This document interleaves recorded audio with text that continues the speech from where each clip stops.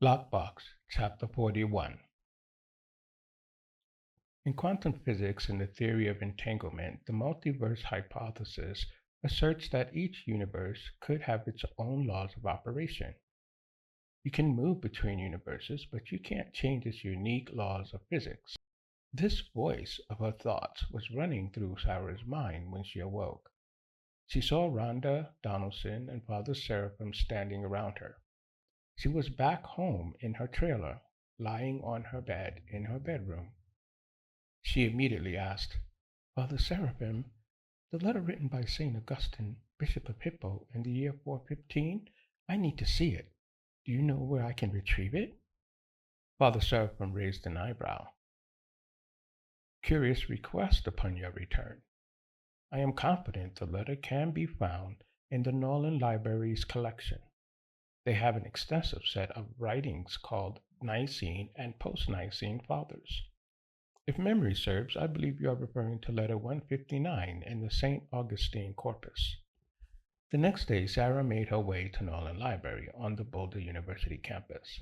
So many potentialities swirled around Sarah's mind as she parked her green Volvo on Colorado Avenue. The street cut a convenient path through the middle of the Boulder campus from 28th Street to the other end, connecting the main Boulder Artery Broadway. She was on the street across from the music building and just south of the parking garage. From there, a path snaked to the right, leading to the library. Sarah dressed comfortably for her visit. She wore a gray workout outfit with loosely fitting leggings, and she gathered her hair in a ponytail. Over her shoulder, she slung her blue backpack. On this bright mid-morning Sunday, Sarah thought about how she herself never attended the university, but every time she came on campus, she felt like she would fit into the college vibe very well. The campus sat practically empty of pedestrians in the early morning. She noticed only a few groundskeepers at work. Sarah enjoyed visiting the library on days like these, when few people crowded the many paths, and only the rarest biker zipped quietly by her. This is when the campus outside environment around her felt intimate. There was a certain mystique to a quiet bastion of learning like Boulder's.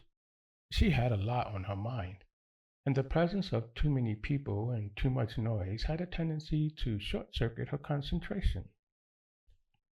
Nolan Library's large bronze flat stone sundial came into view as Sarah turned a corner into the circular grounds leading to the library's entrance. She took notice of the inoperative water fountain at the center of the circular stone quad. This late into fall, that no water sprouted from the foundation around the bronze sundial was to be understood. All the benches in the circle were empty. She looked to her right and headed to the black door that entered through the ground floor coffee shop. Relieved to find the door unlocked, she entered the student coffee shop. Once inside, she made her way to the lone college student manning its counter. Expressing her good mornings, she ordered her usual caramel mocha. She also picked up a strawberry pastry. Taking her little brown bagged pastry and her sealed hot mocha cup, she made her way around and through the coffee shop and into the study area. Then, passing through the study area with its variety of computer stations, she walked to the stairs around the corner from the coffee shop and the study section. The stairs went up 4 stories, leading to her favorite location to study unmolested in the library. On the 4th floor, Sarah settled into a window seat overlooking the circular quad below. This floor contained all the books she needed. She wanted physical books. She disliked reading off a computer screen, though she did have her laptop in her bag. She quickly found the section containing the voluminous Nicene and Post-Nicene collection. She hurriedly pulled out the books of interest and headed back to her table. She realized she didn't have a lot of time. The library opened late and closed early on Sundays. Her entire area on the 4th floor had empty tables. It was quiet, just as Sarah liked it. She started leafing through the pages, searching for letter 159 in the St. Augustine preserved body of work. When she found it, she began reading, and as she read it, thought about it, then she read it again. Indisputably, Augustine's letter 159 described exactly the same phenomena she had been living. Here she had between her fingers pages translated from an ancient letter describing the very lucid dreaming which now consumed her nights and days. Sara couldn't believe it. Here, in this 1,625-year-old letter, discussion of consciousness, dreams, the soul, and a description of lucid dreaming are found together. Being stunned failed to capture the magnitude of Sara's astonishment. She reread Augustine's letter a fourth time, and this time she noted key phrases in her notepad so she would not forget the most salient items which struck her. To Evodius, my Lord most blessed, my venerable and beloved brother and partner in the priestly office, and to the brethren who are with him, Augustine, and the brethren who are with him, sending greetings in the Lord. Our brother Barbarus, the bearer of this letter, is a servant of God, who has now for a long time been settled at Hippo, and has been an eager and diligent hearer of the word of God. He requested from us this letter to your holiness, whereby we commend him to you in the Lord, and convey to you through him the salutations which it is our duty to offer. To reply to those letters of your holiness, in which you have interwoven questions of great difficulty, would be a most laborious task even for men who are at leisure and who are endowed with much greater ability in discussing and acuteness in apprehending any subject than we possess. One, indeed, of the two letters in which you ask many great questions has gone a-missing. I know not how, and though long sought for, cannot be found. The other, which has been found, contains a very pleasing account of a servant of God, a good and chaste young man, stating how he departed from this life, and by what testimonies communicated through visions of the brethren. His merits were, as you state, made known to you. Taking occasion from this young man's case, you propose and discuss an extremely obscure question concerning the soul, whether it is associated when it goes forth from this body and with some other kind of body, by means of which it can be carried to or confined in places having material boundaries. The investigation of this question, if indeed it admits of satisfactory investigation by beings such as we are, demands the most diligent care and labor, and therefore a mind absolutely at leisure from such occupations as engross my time. My opinion, however, if you are willing to hear it, summed up in a sentence is, that I by no means believe that the soul, in departing from the body, is accompanied by another body of any kind. 2. As to the question how these visions and predictions of future events are produced, let him attempt to explain them who understands by what power we are to account for the great wonders which are wrought in the mind of every man when his thoughts are busy. For we see and we plainly perceive that within the mind innumerable images of many objects discernible by the eye or by our other senses are produced. Whether they are produced in regular order or in confusion matters not to us at present. All that we say is that since such images are beyond all dispute produced, the man who is found able to state by what power and in what way these phenomena of daily and perpetual experiences are to be accounted for is only the man who may warrantably venture to conjecture or propound any explanation of these visions, which are of exceedingly rare occurrence. For my part, as I discover more plainly my inability to account for the ordinary facts of our experience, when awake or asleep, throughout the whole course of our lives, the more do I shrink from venturing to explain what is extraordinary. For while I have been dictating this epistle to you, I have been contemplating your person in my mind, you being, of course, absent all the while, and knowing nothing of my thoughts. And I have been imagining from my knowledge of what is in you how you will be affected by my words. And I have been unable to apprehend, either by observation or by inquiry, how this process was accomplished in my mind. Of one thing, however, I am certain, that although the mental image was very like something material, it was not produced either by masses of matter or by qualities of matter. Accept this in the meantime from one writing under pressure of other duties, and in haste, in the 12th of the books which I have written on Genesis, this question is discussed with great care, and that dissertation is enriched with a forest of examples from actual experience or from a trustworthy report.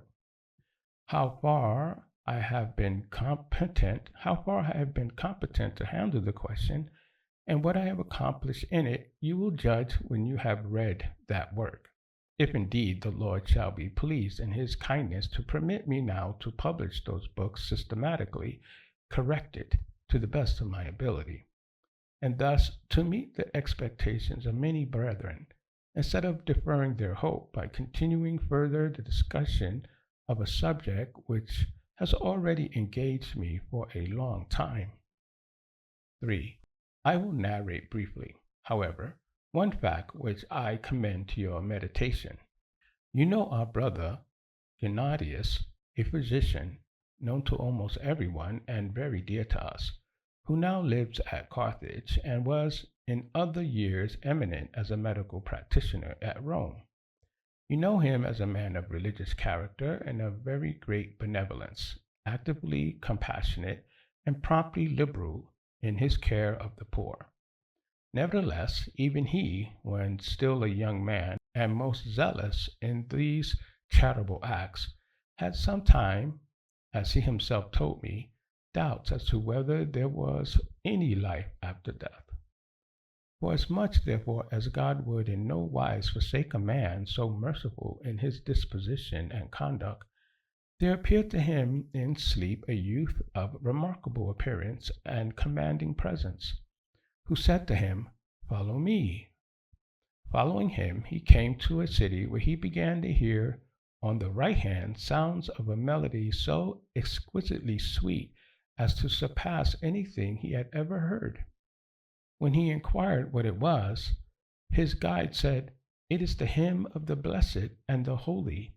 What he reported himself to have seen on the left hand escapes my remembrance.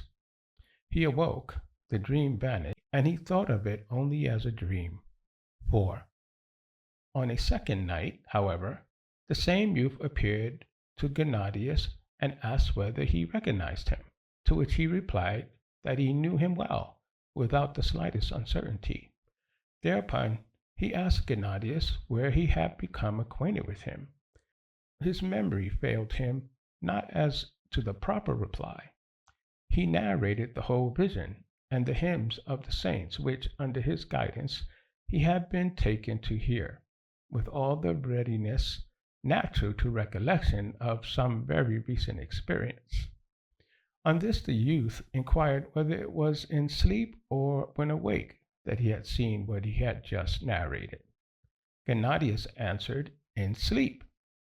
The youth then said, "You remember it well. It is true that you saw these things in sleep, but I would have you know that even now you are seeing in sleep." Hearing this, Gennadius was persuaded of its truth, and in his reply declared that he believed it. Then his teacher went on to say, "Where is your body now?" He answered, "In my bed." "Do you know," said the youth, "that the eyes in this body of yours are now bound and closed and at rest, and that with these eyes you are seeing nothing?" He answered, "I know it." "What then," said the youth, "are the eyes with which you see me?" He, unable to discover what to answer to this, was silent. While he hesitated, the youth unfolded to him what he was endeavoring to teach him by these questions, and immediately said, as while you are asleep and lying on your bed, these eyes of your body are now unemployed and doing nothing, and yet you have eyes with which you behold me and enjoy this vision. So after your death, while your body eyes shall be wholly inactive, there shall be in you a life which you shall still have, and a faculty of perception by which you shall still perceive. Beware, therefore, after this of harboring doubts as to whether the life of a man shall continue after death. This believer says that by this means all doubts as to this matter were removed from him. By whom was he taught this but by the merciful providential care of God? 5. Someone may say that by this narrative I have not solved but complicated the question. Nevertheless, while it is free to every one to believe or disbelieve these statements, every man has his own consciousness at hand as a teacher by whose help he may apply himself to this most profound question. Every day man wakes and sleeps and thinks. Let any man, therefore, answer whence proceeds these things which, while not material bodies, do nevertheless resemble the forms, properties, and motions of material bodies. Let him, I say, answer this if he can. But if he cannot do this, why is he such haste to pronounce a definite opinion on things which occur very rarely or are beyond the range of his experience, when he is unable to explain matters of daily and perpetual observation? For my part, although I am wholly unable to explain in words how these semblances of material bodies without any real body are produced, I may say that I wish that, with the same certainty with which I know that these things are not produced by the body, I can know by what means those things are perceived, which are occasionally seen by the spirit, and are supposed to be seen by the bodily senses, or by what distinctive marks we may know the visions of men who have been misguided by delusion, or most commonly by impiety, since the examples of such visions closely resembling the visions of pious and holy men are so numerous, that if I wished to quote them, time rather than the abundance of example would fail me. May you, through the mercy of the Lord, grow in grace, most blessed Lord, and venerable and beloved brother. The hours had passed. The library will be closing soon. Sara sat back in her chair, her eyes gazing over the still practically empty fourth floor. In the time she sat, piecing together meaning from segments of St. Augustine's letter, she noticed only 2 other students came by to sit at any of the tables, a young female student and an older male student. They came and went. Finally, Sara saw the lights in the library start to flicker, the signal to students that closing time had come. Sara gathered up her items, slung her backpack over her shoulder, grabbed the books she took off the shelf, walked to the copiers, made copies of the designated pages, then walked over to the appropriate carts so that the librarians could return the books to their proper location. She then departed. She knew much more now, felt much more secure in what she knew about lucid dreaming. She had begun to see she had some control over her part in it. It had been the case since ancient times. As she walked back to her car in the glow of the afternoon sun, she continued to hold the pages of Augustine's letter in her hands like tablets of gold.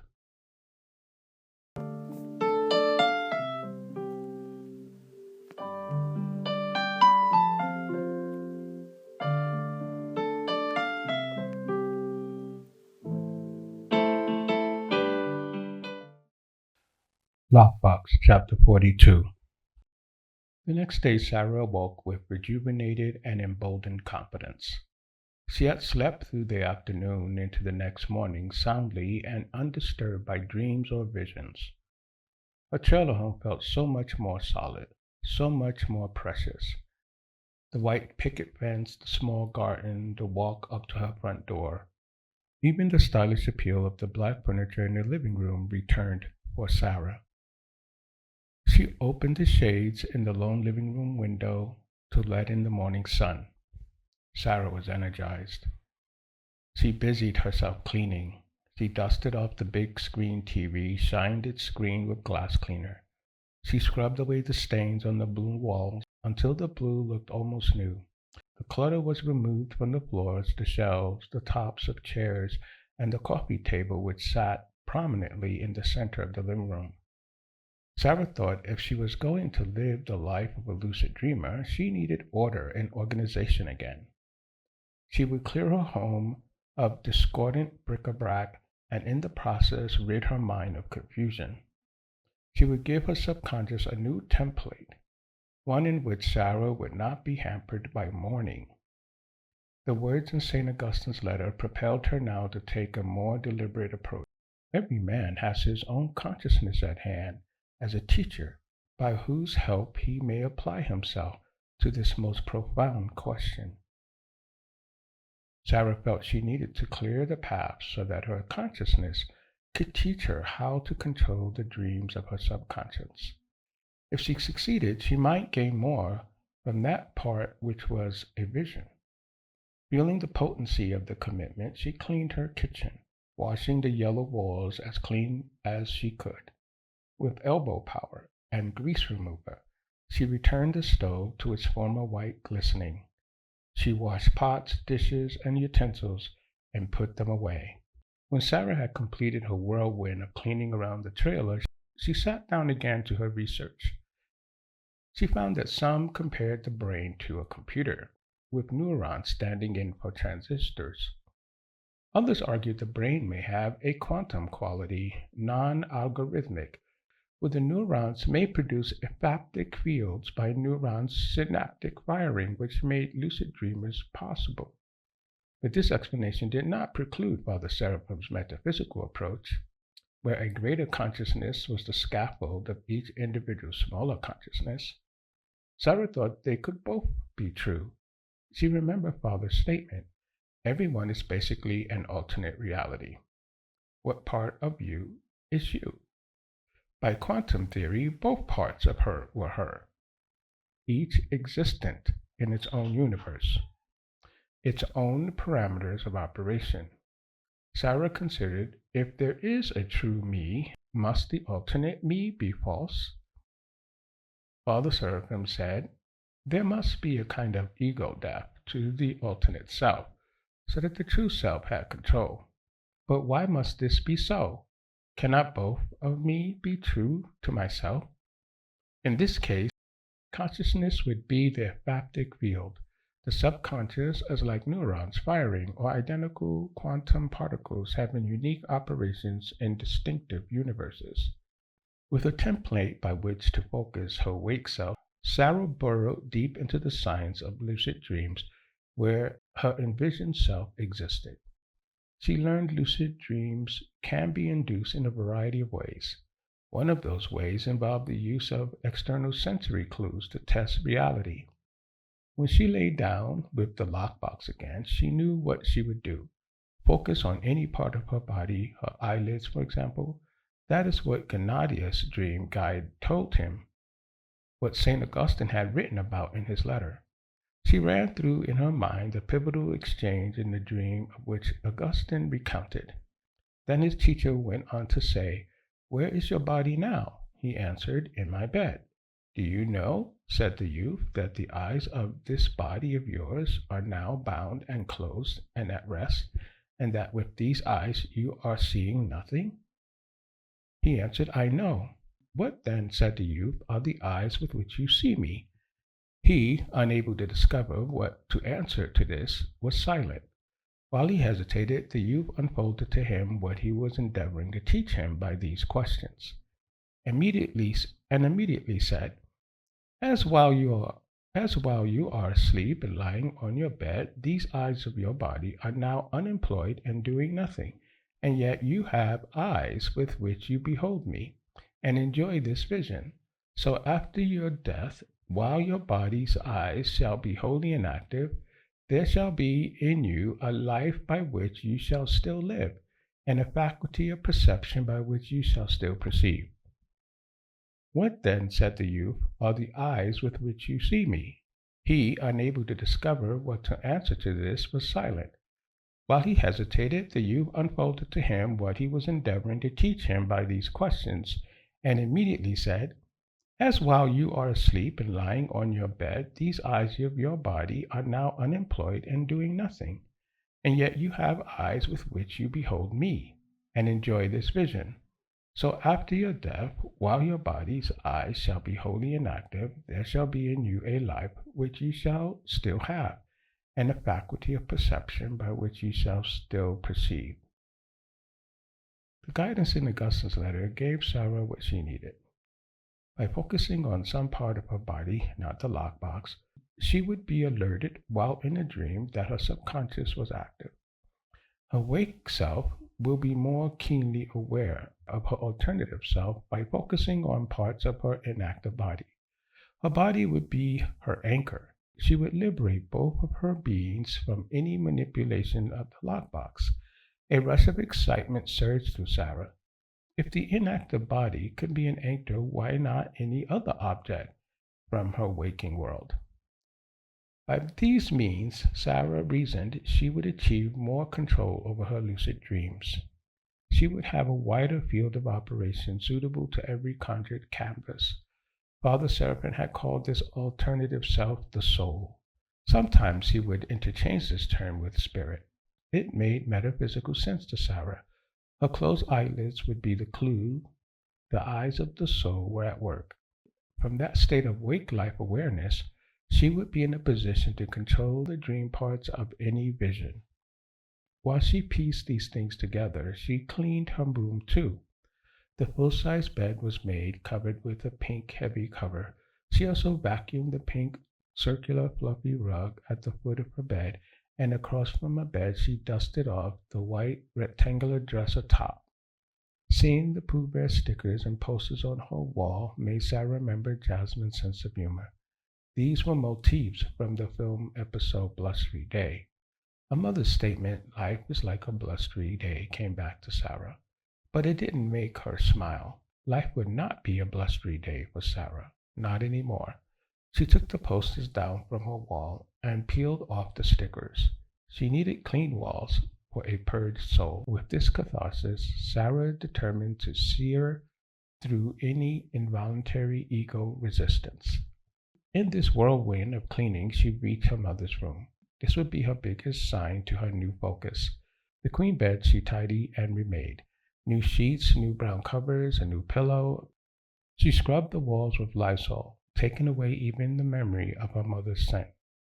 She put up new white curtains, and when Sara felt the satisfaction that she had uncluttered the room from the past and placed the memory of her mother where it should be in her mind, she opened the dresser drawer where she kept the lockbox and silver key. Carrying a lockbox with her and the key, she went into the bathroom and took out a bottle of vitamin B6 pills. Then she went to her bedroom. She dressed in her Roman stola, turned out the lights, then climbed into her bed, pulling the covers over her. On the end table next to her bed, she opened the bottle of vitamin B6. She took out a tablet and swallowed it, washing it down with a small glass of warm milk. Then she lay supine, her head snuggled into her fat pillow. She clutched the silver key to the lockbox in her left hand, but left the lockbox on her nightstand near the bed. She closed her eyes, experiencing the shadows on her eyelids.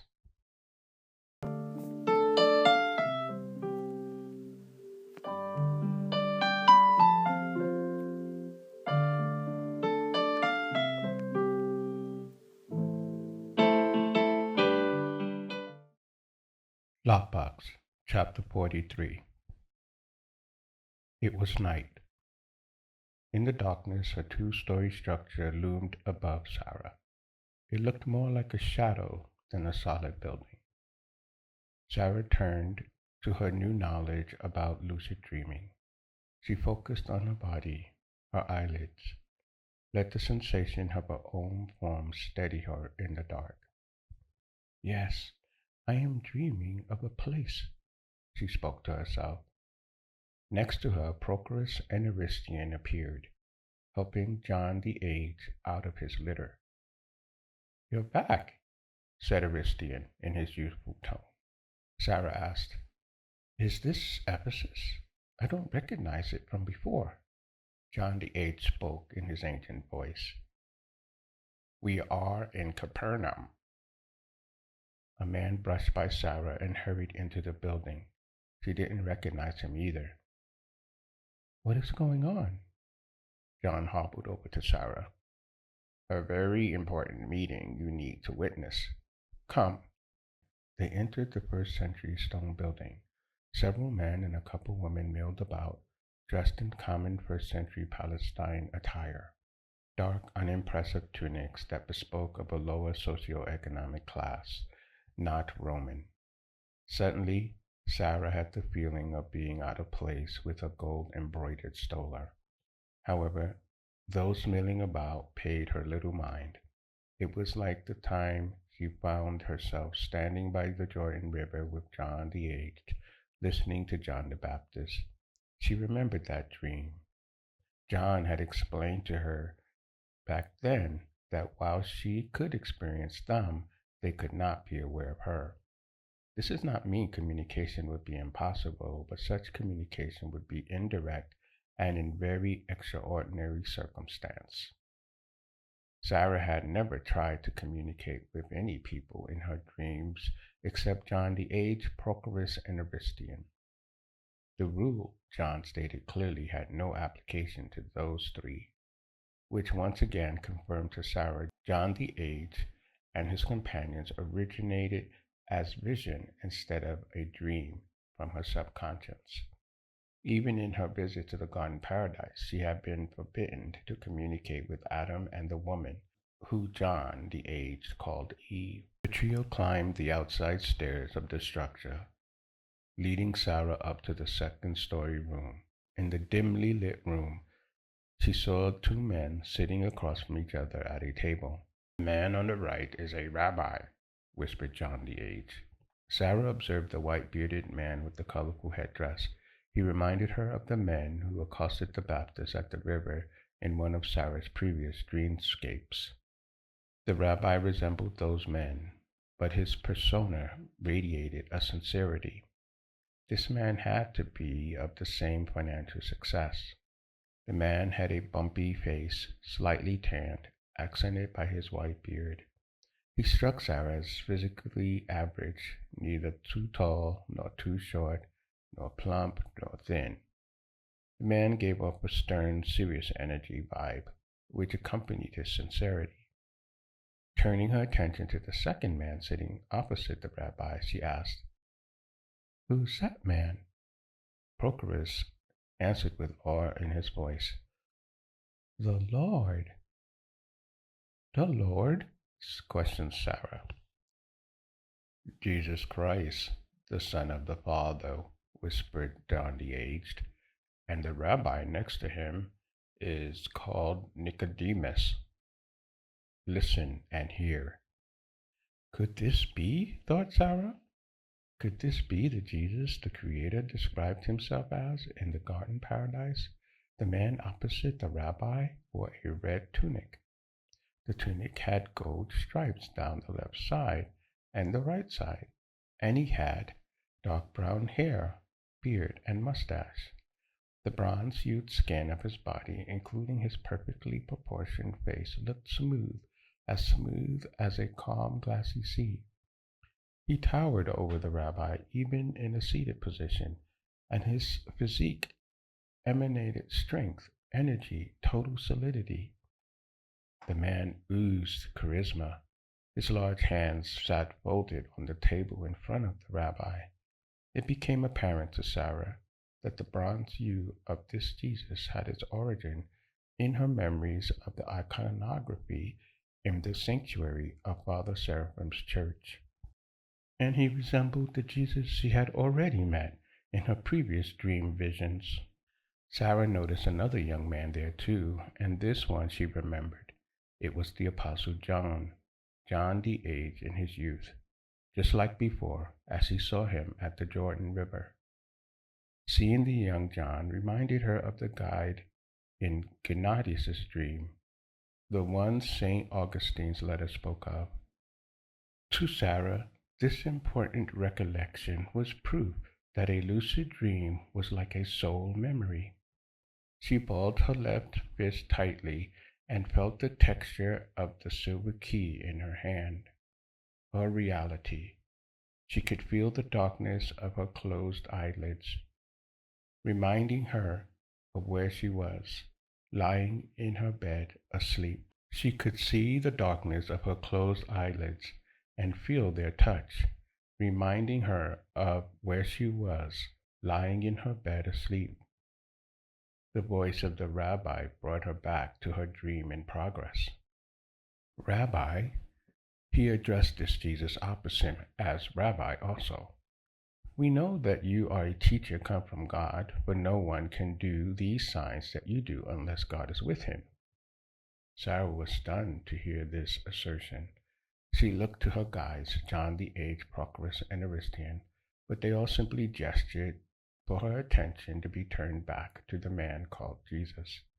Jesus answered the rabbi, Most assuredly I say to you, unless one is born again, he cannot enter the kingdom of God.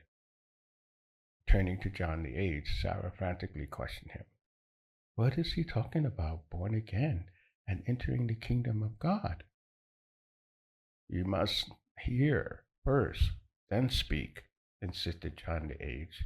The vision is sure. But I don't understand, insisted Sarah. Jesus continued, Unless you are born of the water and the Spirit, you cannot enter the kingdom of God. That which is born of the flesh is flesh, and that which is born of the Spirit is spirit. The word spirit stood out to Sarah. She began to run through the files of her conscious memory. She focused, digging deep. Remember, she whispered to herself. Remember. Suddenly images of the garden paradise appeared to her again, and she remembered the golden yellow halo. She remembered the phrase, life-giving spirit. She opened her eyes and saw John the Eighth staring at her. Then she turned her attention back to Jesus, who was still speaking. No one has ascended to heaven but he who came down from heaven, that is, the Son of Man who is in heaven. And as Moses lifted the serpent in the wilderness, even so must the Son of Man be lifted up, that whoever believes in him should not perish, but have everlasting life. Aristian took Sarah by the hand. Come, then he said, Chokmah. Instantly they stood in the middle of John the aged domus. John the aged lay on his cot in traditional Roman fashion, and Prochorus sat at his side taking notes.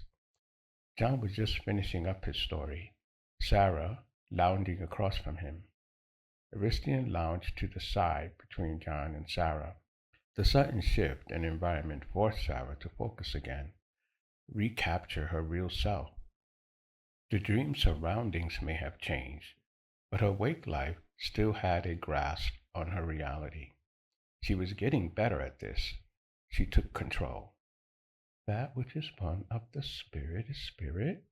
She asked John. John the aged chuckled.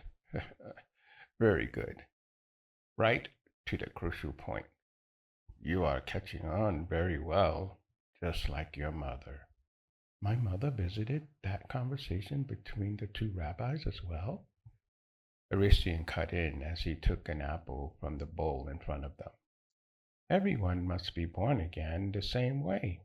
Everyone, that is, who accepts and believes. John the aged confirmed. You saw it, did you not? In the garden paradise? Sarah nodded her confirmation. She had already begun to make the connection. This line of conversation solidified what she had been thinking during that dream sequence. The spirit this Son of Man spoke of could be the life-giving spirit of the garden paradise. What had the Creator said? Die by death. The death there had been the disconnection of Adam and the woman's spirit. Sara had experienced that in her visit. The spirit and physical expression in their dream was the halo of yellow and gold that covered her naked body. When it dematerialized, her naked body was briefly exposed until her stola reconfigured. But how is that possible? She asked John. You heard how, answered John the Aged. I just told you, asserted Aristian. Accept and believe. Sara shouted. Accept and believe what? Grasping at her silver key, Sara rushed back to her own reality. She needed to back out, to think about this demand for her journey. Accept what? Believe in being born again? What could it possibly mean? This demand felt too cryptic. Her eyes opened, and she was awake in her bedroom.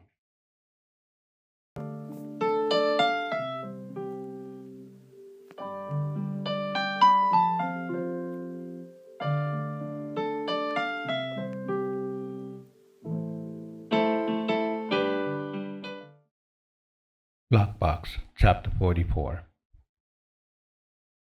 Who is this son of man? Sara dreamed she stood on a huge, flat slice of rock, circular in form, and the pancake-shaped rock moved about, untethered as if floating in space. Around her, she seemed to be in a giant construction zone, with ladders and pulleys and open-air lifts. Myriads of these flat, pancake-shaped platforms of rock whizzed or meandered by Sara. Myriads of these flat, pancake-shaped platforms of rock whizzed or meandered by Sara. The entire field of rock existed in a black expanse Sara could only describe as galactic space. Within this expanse, she saw a ladder extending upward and downward, disappearing into a black murkiness in either direction. Around this ladder, the flying flatbeds of rock and lifts orbited. The scene horrified Sara. Her instinct for safety took over. She willed herself to leap from stone platform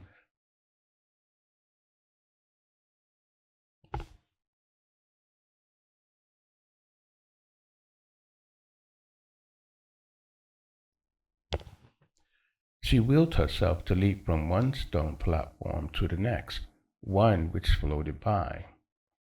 She willed herself to leap from She willed herself to leap from one stone platform to the next one which floated by, and she continued hopping precariously from one floating flat rock to another, attempting to make her way to the center ladder that looked firm and stable. As she navigated this animated field of floating rock with its rising and declining lifts, it quickly became evident to Sara that this was a dream. She had no memory of this place, however. Her subconscious really had to delve far deeper into her mind. Her subconscious really had to delve far deeper into her mental files to configure this reality. Sara leaped to one flat rock moving by and started to slide off as it began to tilt from her weight. She screamed, grabbing at the slippery rock, until she fell into the void. She screamed as she fell through darkness.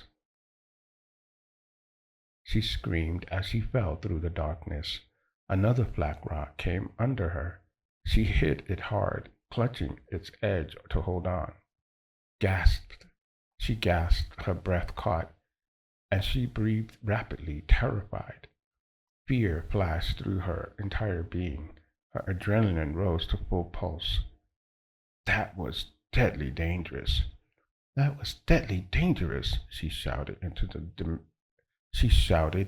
dismissive darkness. This is not space. It's just a black void.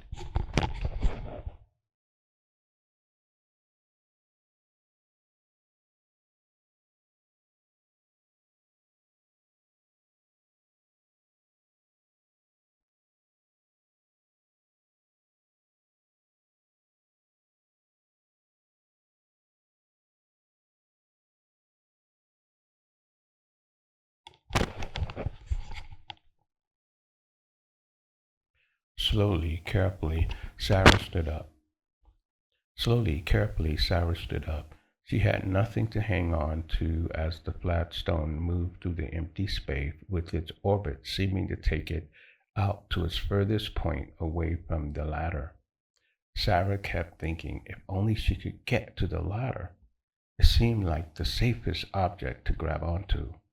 Even the lifts that went up and down in front of her looked untethered, terrifyingly loose in the blackness of this space. Sarah braced her feet, spread eagle on the moving rock, looking for her next chance to escape. The rock carrying her was moving around in its orbit of the ladder, leaving its furthest point out and starting to decrease the distance between itself and the ladder.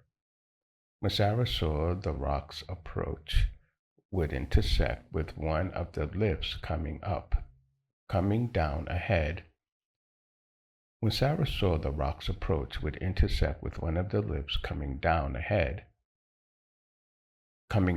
up ahead, she determined to catch that lift. She braced herself, timed the approach. As the orbiting rock and descending lift neared each other, she leaped across the black void.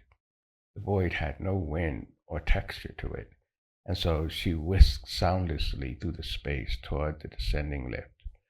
Her feet hit the chair and she slipped. As she fell, her hand grabbed the lift chair. She held on for dear life, her heart pounding as the lift went down. She saw another lift chair going up below her. She started to swing her legs, timing her swing with the rise of the ascending lift. When this second lift came near, she flung herself toward it. She caught it with the tips of her fingers. She dug her fingers into the soft, foam-like seat and pulled herself up onto the lift chair, breathing rapidly.